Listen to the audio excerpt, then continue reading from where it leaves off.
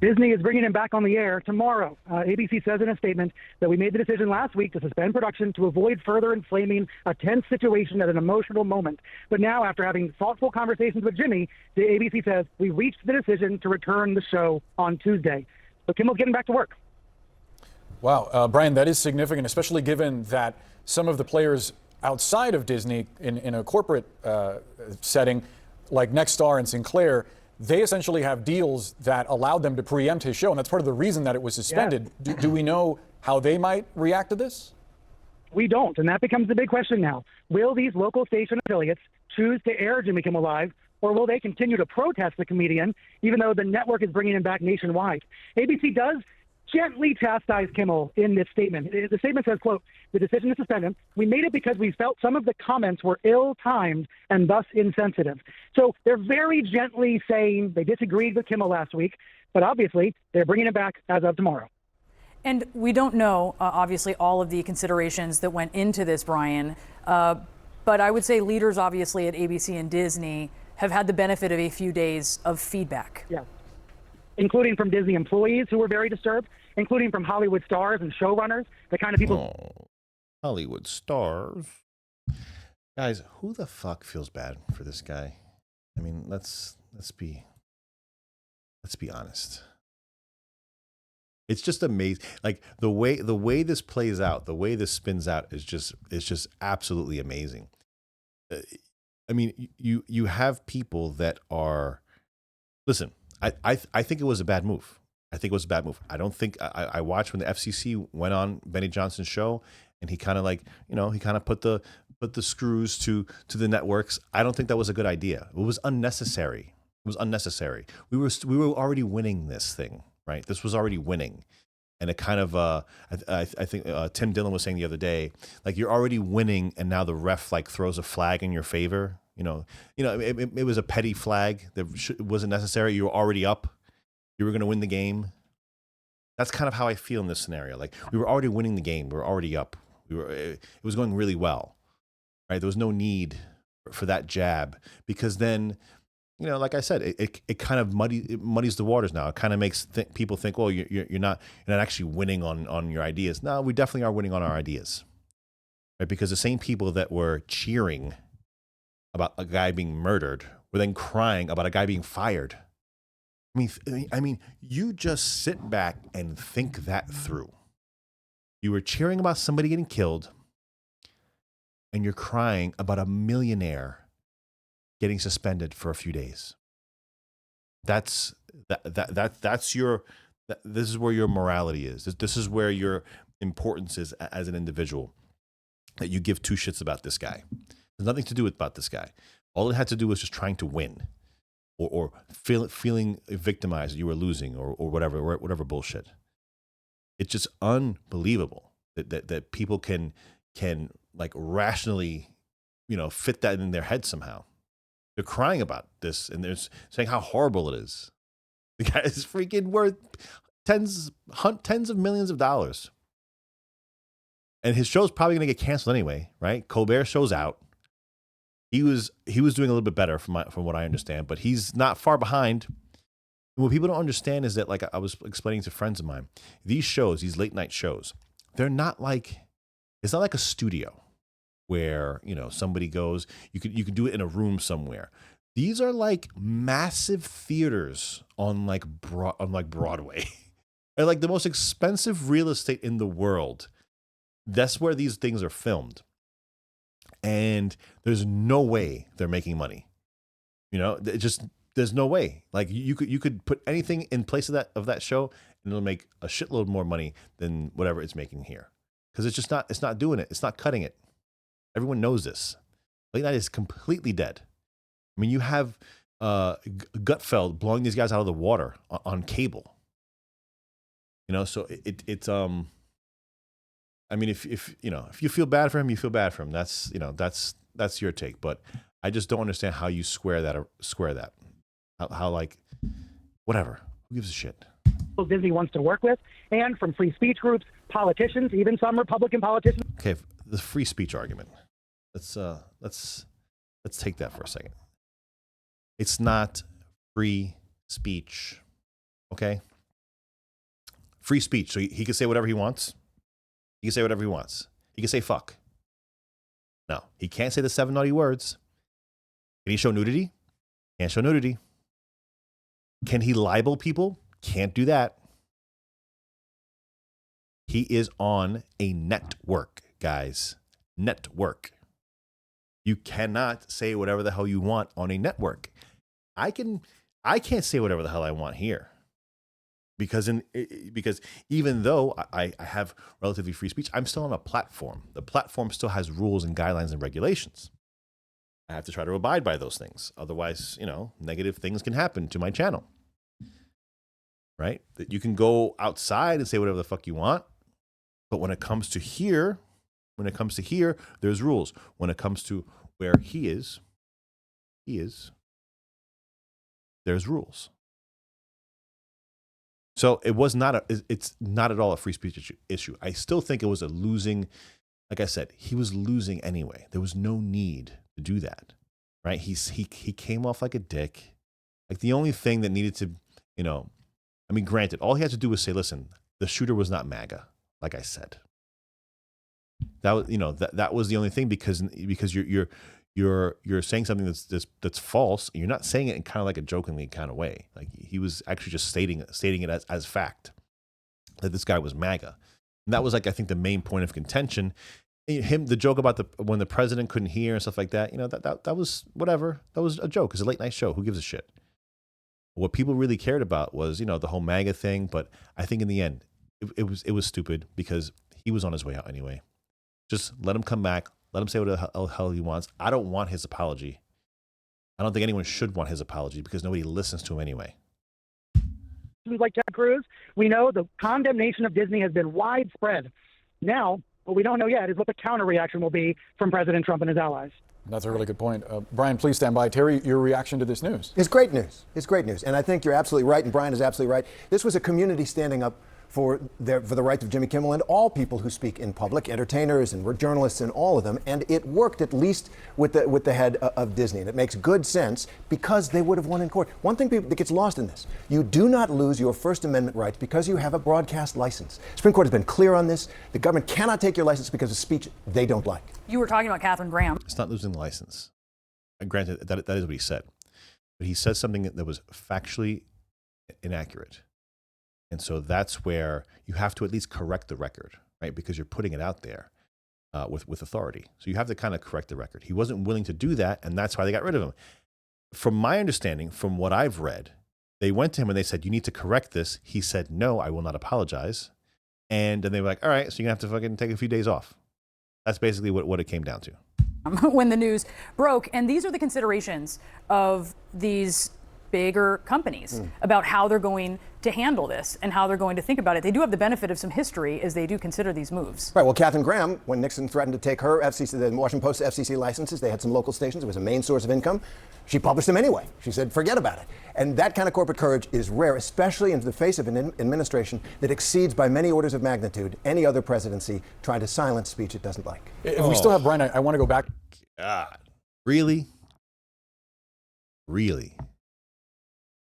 So the guy, many orders of magnitude higher than any other administration.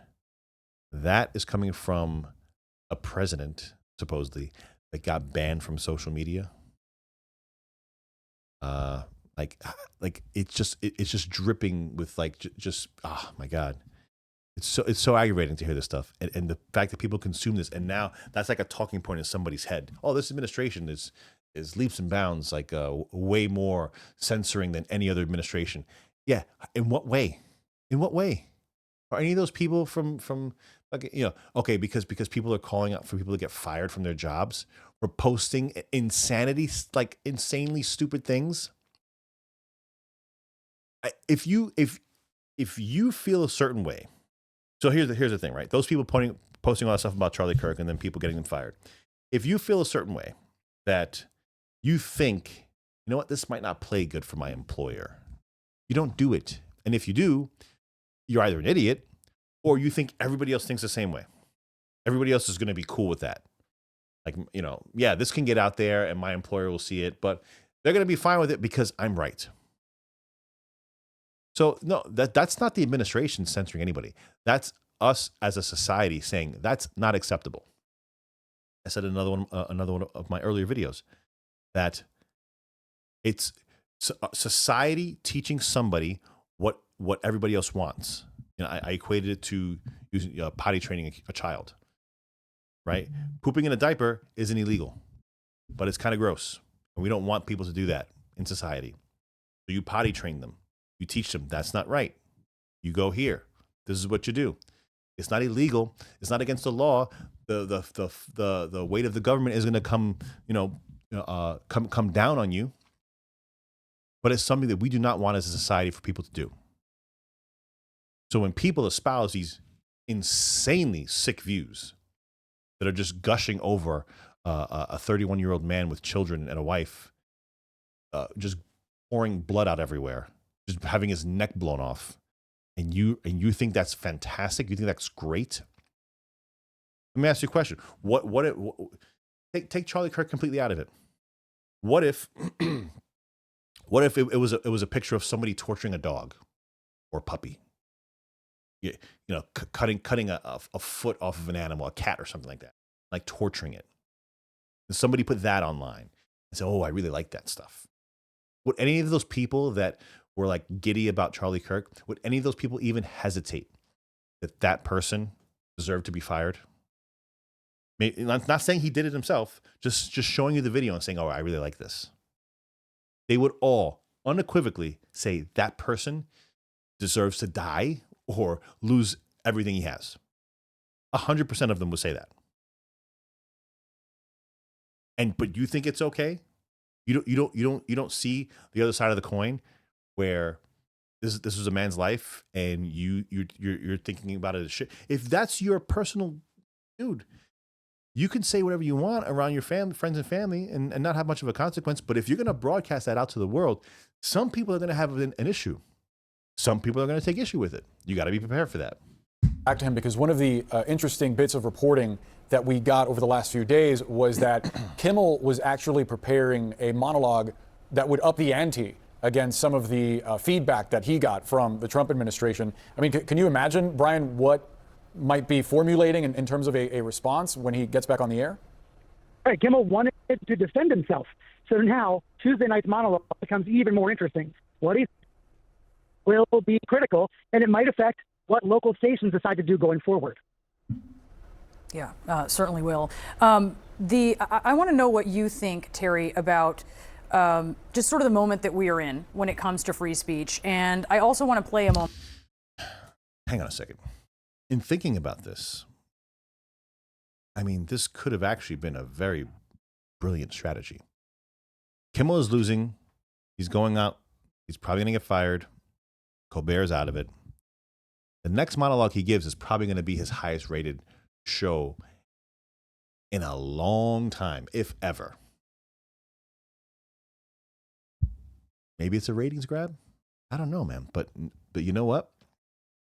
Now that they said that, they said, "Oh, he's going to double down. Yeah, he's going to go to town. He's going to, Tuesday's monologue is going to be huge." That's a real interesting take. That is not something that I thought about, but kind of makes sense. Moment from the White House press briefing today. This was a correspondent for Turning Point USA Frontline, associated with the group that Charlie Kirk founded, who asked the White House press secretary what her message is to Americans who are too afraid to express their beliefs. Here's a brief part of what Caroline Levitt said. We have a right to free speech in this country. The president supports it. It is protected by our beautiful Constitution. And Americans should not cower in fear. They should rise up in courage to continue speaking the truth.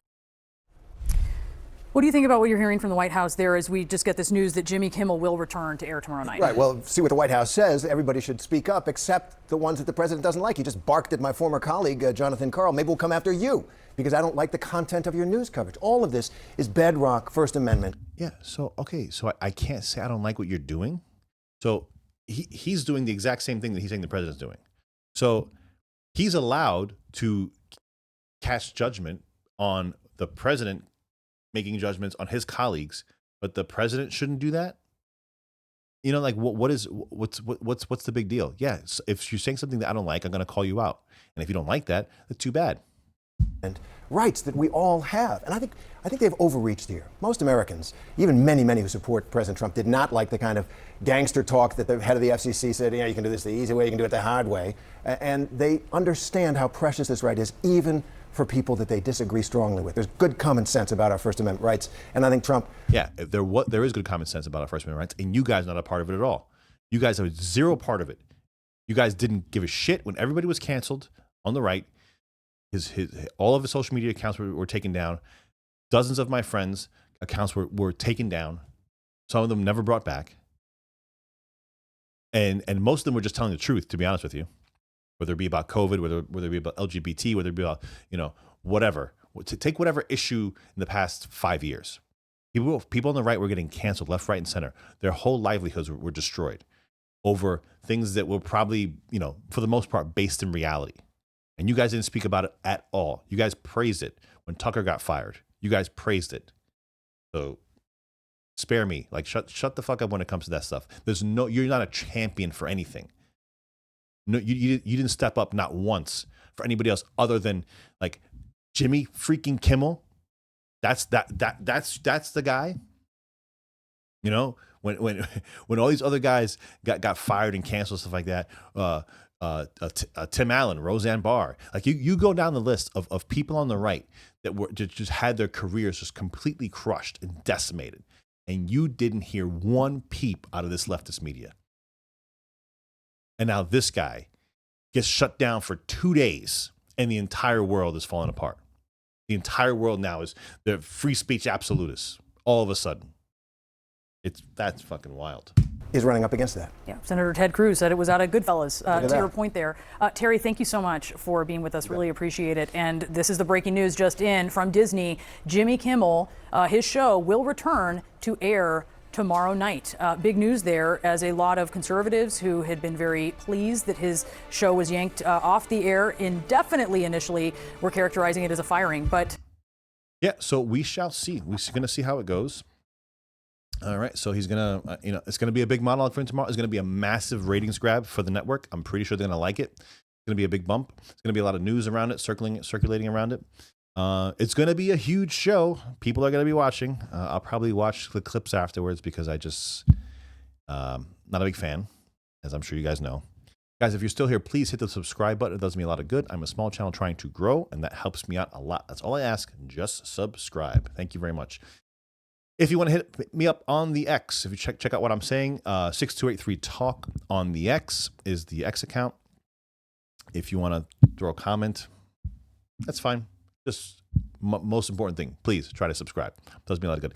I am John Soto, and I will see you again on the next video. Take care, guys.